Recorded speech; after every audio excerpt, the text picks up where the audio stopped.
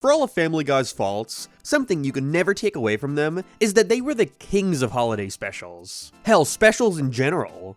And then there were fewer, the Star Wars trilogy, the Road 2s were consistently the highest praised episodes of the entire series. You could really tell just how much fun they had with these, creating these genuine events that go down as some of the most memorable episodes in the series' history.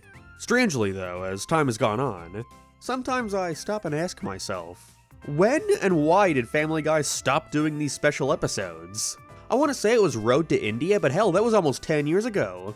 And even then, it wasn't much of a send-off to those specials. We go from Brian and Stewie going on a road trip to find Brian's mother so we can finally ask her why she gave him up, to the two getting stranded in Saudi Arabia on their way to England and need to find a way home. They have to retrieve Rupert after Brian gives them away, they go back in time to World War II. You know, even a lesser stakes adventure like Road to Vegas featured an insanely creative and fun scenario where Stewie had unknowingly split them in two, one with good luck and the other bad as we see their trips unfold simultaneously.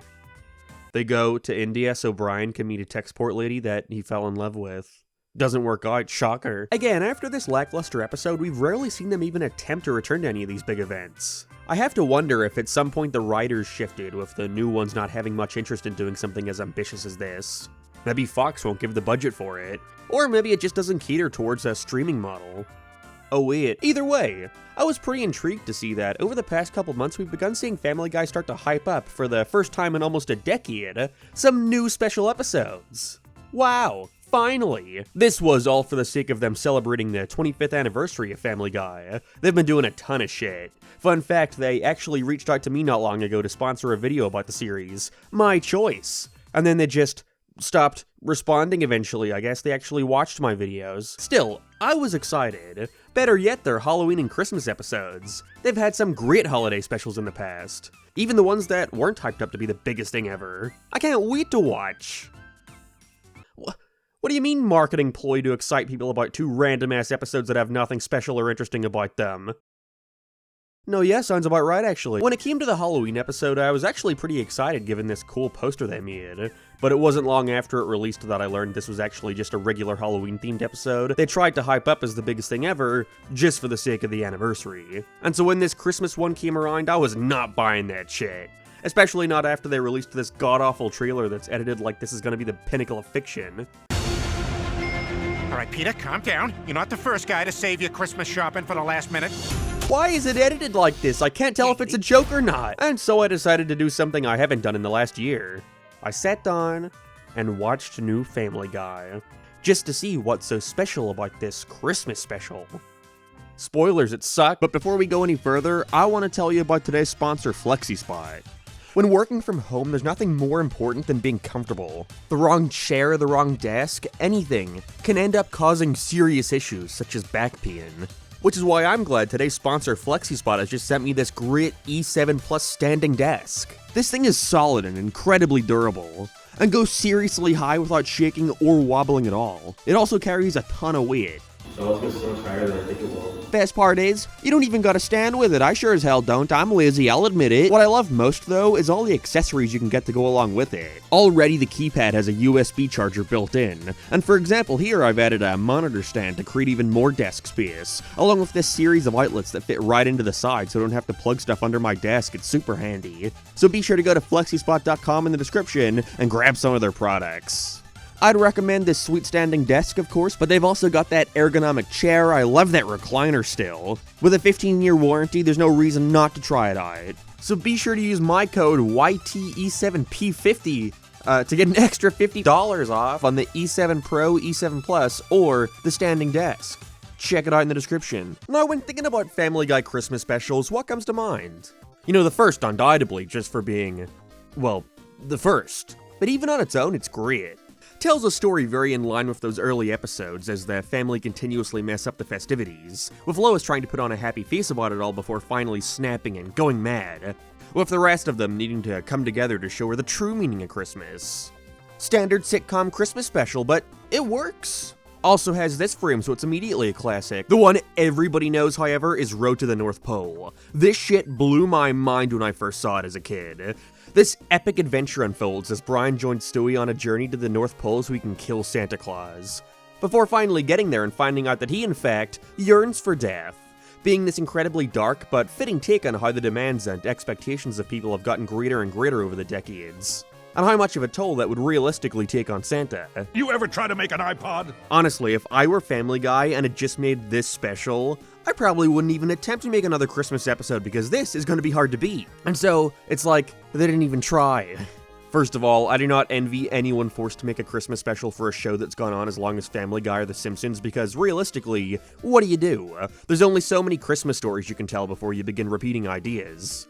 Ideas that have not only been done in a million other sitcoms, but also ideas that have been done in your own show. And that's exactly what we see here as the A and B story features 1. A plot done a bazillion times on other shows, and 2. A plot already done in Family Guy. Again, I get it, it's gotta be hard, but it mostly leaves me bewildered as to why they even bothered trying to present this special as anything other than phoning it in. A Christmas special for the sake of having a Christmas special. The A story sees Peter's work doing their White Elephant event. It's also where we get our only joke in the episode that actually made me laugh. Where's Angela? Dead. It's like they're aware nobody watches their show anymore and needs to give an update as to what's going on. I mean, Angela was written out of the series 6 goddamn years ago. Anyways, so Peter finds this Christmas brooch that he uses for the gift exchange, which his boss falls in love with. But right on cue, 1 second later, we learn that it was actually Lois's brooch, which was given to her by her grandmother when she was sick in hospital as a child. And so he needs to get it back before realizing, oh no, his boss gave it to his mother. What's he gonna do? The thing I find most confusing about this whole storyline is that they gave themselves the perfect setup to make something that actually flows well together. A story that actually pays off. As Peter sneaks into her old folks' home where she's all hooked up to wires before stealing it back. Obviously, this leads to Lois eventually wanting to give it to her just because.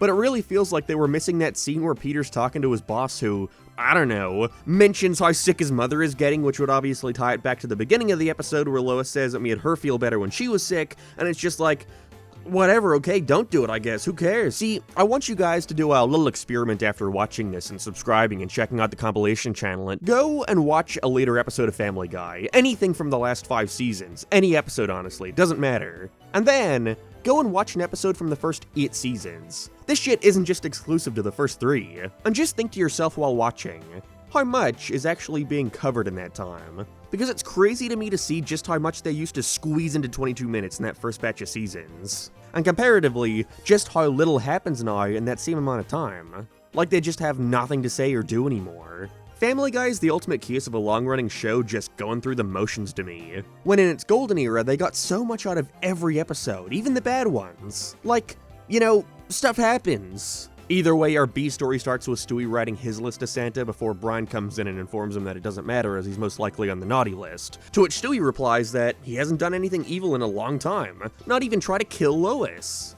However, Brian reminds him of all the other evil stuff he's done in recent times, like attempting to kill Chris for taking Rupert 4 years ago. But no, they also bring up nothing. Sure. I think this would be a neat character trait to focus on, Stewie no longer being as evil as he once was, if this weren't a change that happened a million years ago. Like, dude, Lois kills Stewie was almost 20 years ago, and since then we've had multiple episodes that acknowledge this shift in his character. Multiple episodes that try to break down this change, and so it's not really that novel of an idea anymore. If anything, it's overdone and tired. We get it, Stewie isn't evil. How many times can we go over this? This is a topic I want to cover greater in that eventual Stewie character analysis video, but I think this is also emblematic of the funk Family Guy's find itself in for the past decade. Something I always appreciated about Family Guy, even when the show wasn't all that good anymore, is that it was always moving forward and trying new things. Always shaking up the status quo, even in minor ways. Whether it be new side characters or paying off long-lasting plot points like where Joe's son went or Bonnie finally having her kid, Cleveland and Loretta getting a divorce, him leaving the show and eventually coming back with his new family. The series always felt like it was moving forward and sticking to its surprisingly strong continuity. However, as of recent, it's felt like the show doesn't know where to go, or at least doesn't care. The last time I even remember them trying a major shakeup that wasn't a result of a voice actor's death was Brian getting Twitter cancelled and moving into his own apartment, but even then that only lasted like 2 episodes. For a long time it's felt like, despite Family Guy now being in its 23rd season, you get this weird idea that they're still writing the characters like they're in season 13. Constantly going back to plot beats from years ago like this because there's been nothing substantial done with the series in the past decade worth focusing on. It's like when they try to acknowledge Meg not being the family's punching bag anymore. Like, dude, that happened forever ago, but they're so out of ideas for anything to actually do with that all they can do is sit there and continue to acknowledge it without considering how long has passed. Like, at this rate, I think it's safe to say we've had this current incarnation of Stewie, the Stewie who isn't as evil and doesn't want to kill Lois, just as long, if not longer, than the incarnation who did. Yet the show still acts like this has been a recent development. And because of that, it results in a series that consistently feels like it's stuck in the past. Like they're afraid to move forward without understanding that they've already moved forward a decade ago. And this special, being the first Family Guy episode I've watched in like a year, really just put all that into perspective for me. Probably why I've barely been talking about the actual episode. Again, it's emblematic of the series as a whole. Like, what's there to even say about this? Especially given they already did the Stewie being fearful of Santa and being on the naughty list in the very first Christmas special. Although there, it actually served a purpose because Stewie was still evil, leading to an actual fitting conclusion where he gives this big ol' speech about what it means to be good. They try to do that angle here too, but the only thing they can pull from these new boring depictions of the characters is Stewie shedding a tear over Meg being vaporized, before Santa brings her back the next day like, who cares? Meg wasn't even vaporized until 5 minutes ago. I don't know, it's hard for me to even be mad at Family Guy anymore. The show is just so dull. More so than any other series that's gone on this long. You know, for as much as I'm iffy on a lot of modern Simpsons, and I've been growing a tad tired of the continuous South Park specials that feel overly stretched out, I can at least appreciate that they've been trying to push things forward. Which is something I can't say about current Family Guy. Anyways, Merry Christmas!